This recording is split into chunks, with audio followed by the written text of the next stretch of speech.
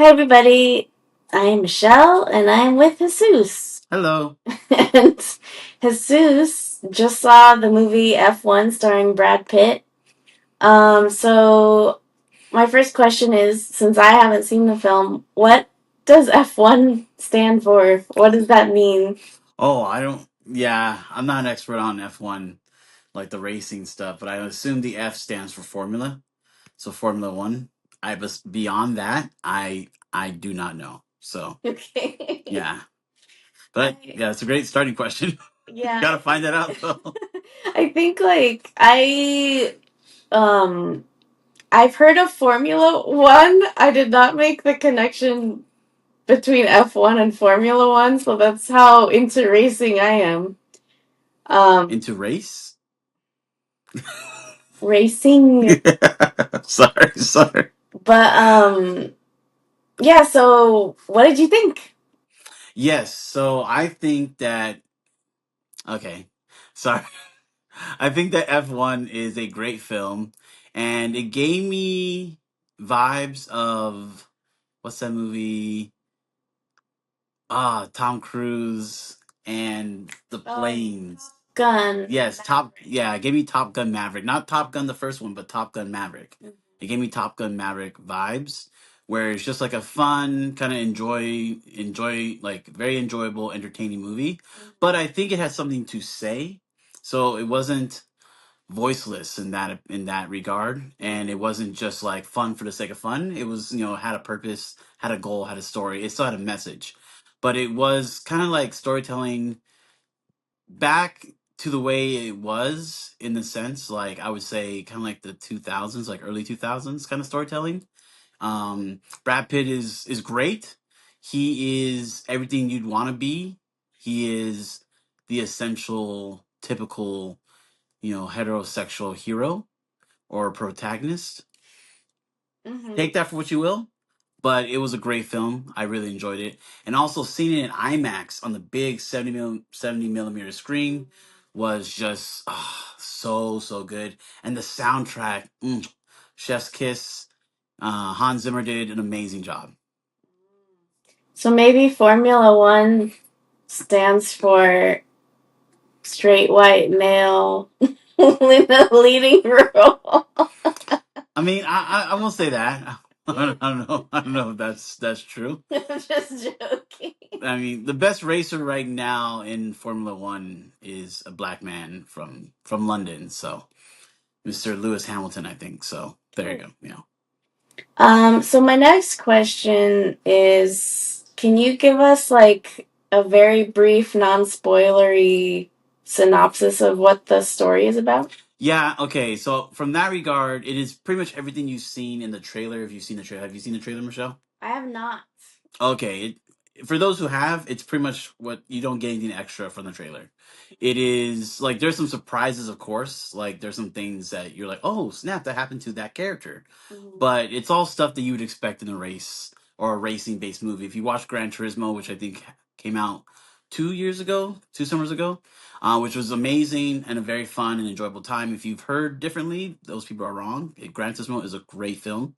Again, not on the same level as F1, because storytelling, I think F1 is just slightly better, but Gran Turismo is based on a real true story. So, take that for what you may. But what I'm trying to say, yes, F1 story is essentially Brad Pitt is a protagonist. It does not stray from that. Damon, I believe his name is the secondary character, kind of secondary protagonist. I wouldn't call him a side character, but the secondary protagonist is Damson Idris, whose character's name is Joshua Pierce. Anyways, so Sunny Hayes, which is a hilarious name, but That's the lead's name? yeah, Brad Pitt. I'm telling you, it's very typical, like Americana, like, Holy moly. you know, like, and again, not trying to introduce, like, I'm not saying the movie's speaking towards like ideologies or identities or anything like that, but it really felt like watching like early 2000s movie, watching an old 80s movie where like the white savior hero, heterosexual hero type comes on a white horse and rides into town and saves the day. Like that's what the movie is. So Sonny Hayes is this like, backwater racer, and he does some things. He wins a Daytona, and then he kind of runs off, and then he gets pulled back into F1 where he was before. And he was like he was like the primo hot thing, the potential young gun, the hot stuff. And it's Brad Pitt being Brad Pitt, unashamedly, I am hot, even at 65. I am better than you. 65? No, I'm just putting out a number. I don't know how old he is, but I'm assuming he's kind of old. Like he's definitely past 50. So I would assume he's 60. But like it doesn't matter because it's primo Brad Pitt. He is hot. He knows he's hot. He's unashamed. The writers and directors know he's hot. And the characters know he's hot. So as soon as he shows up at the F1 shop at this place where he's going to save essentially throughout this film, everyone knows like this guy's hot. They do think he's trouble, but he quickly wins them over after a challenge and overcoming a challenge. And there's a struggle for him. There's not like he's not a Mary Sue, but the other version for the guys. He's not a Mary Sue character, but in a way he almost is because he just needs to overcome some leadership flaws and overcome some of his pride. But he doesn't really have to grow as far as skill is concerned. He has a skill. He just needs to be a team player. Okay. So, and then versus, I would say Joshua Pierce has to grow in a little bit of skill, even though he's very talented. Also has to learn to be a better team player, better leader kind of character. I would say Dams and Idris is like a breakout film for him. I think he's going to get a lot more work now from this point on. Um, he's young, he's hot, he knows he's hot. The film knows he's hot, so he's not the only one who's getting the hotness kind of rubbed off him. There's a lot for a lot for the female gaze. Some male gaze. Some male gaze too. There's a lot for the female gaze in this film. Not as much for the male gaze. And I think the film does something very interesting, to be honest, without kind of spoiling things. They introduce a female character that you would think, if this was a film made in the 80s, you would think this character would sleep with one of the male characters in the film. And they actually introduce her in kind of like a vulnerable way. She stands up for herself in a kind of modern 2025 context without it being cringe, and then they don't do anything romantically with her, and she's just a good employee, and that's it. That's cool. That actually was really cool. I give hats off to them for the writers and directors on that. There is a romantic interest. Carrie Condon is in the movie. Kate McKenna, you would remember her from Banshees of Inisherin. She's great in this. She has a great time because she gets to make out with Brad Pitt, and I think again, if you're an actress, you get to make out with Brad Pitt, and also just get a really cool movie to go with it. I mean, sign me up. I get to get paid to make out with this hot man. That's pretty good. But pretty much they try to push her character to have her like give her motivation, give her a goal.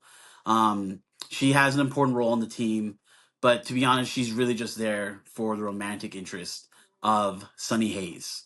And Sonny Hayes is Sonny Hayes, and he is the American cowboy coming in there showing all the rest of the world why America is better, because our ways of being rambunctious and rebellious are just better. And that's pretty much the film.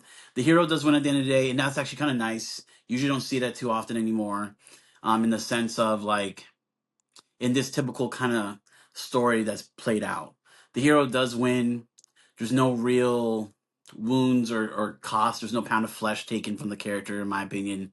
And then he just moves on and rides off into the sunset and goes off into his next adventure. Like literally goes off into his next adventure to end the film. So we could see a franchise here with F1. We'll see. I'm not sure. But really good characters. I think, pretty good acting. But again, all this time in my head, you could see my wheels were turning like, this feels like old. This feels like old with a new coat of paint on it. But this is the type of film that I think a lot of people who do not like Hollywood movies these days will love this film. And I don't blame them for loving this film because it speaks that old kind of feel to it without it being offensive in that old way of being. So that's kind of cool.